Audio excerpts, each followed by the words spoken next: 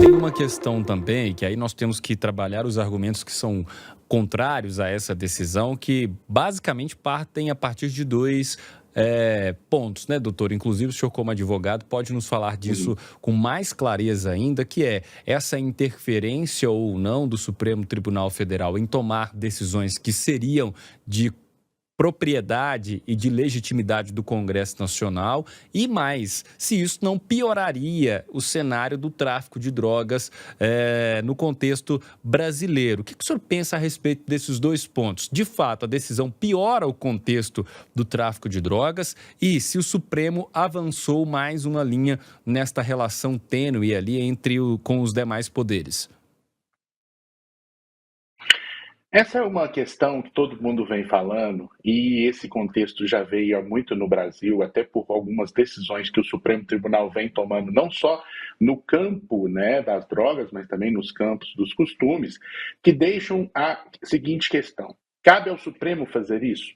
Isso é uma questão interessante, sabe por quê? Porque antes mesmo da gente discutir isso, eu sempre vinha falando, até nas minhas aulas, que se você quisesse liberar o consumo de maconha, liberar a maconha e não colocar ela no rol de drogas, você não precisaria de uma decisão do Congresso Nacional. Bastaria que a Anvisa retirasse a maconha do rol de drogas. Isso é uma decisão executiva, que o próprio executivo poderia fazer.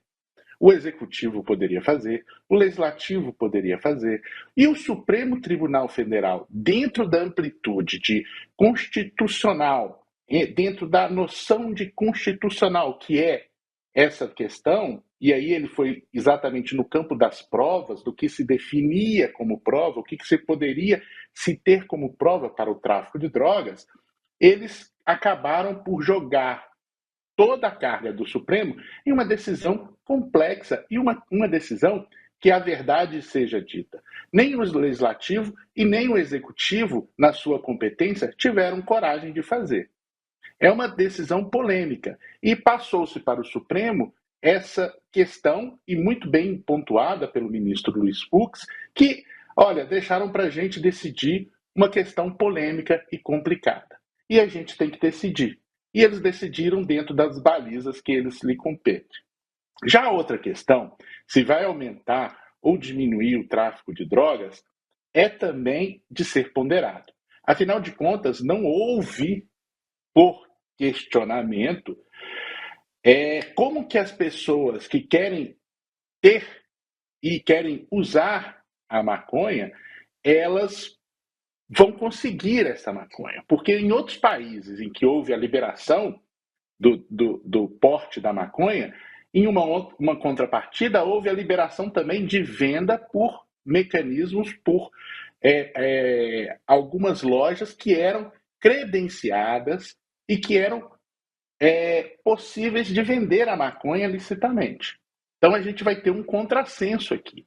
E aí que eu acho que deve entrar o Poder Legislativo e realmente decidir sobre isso.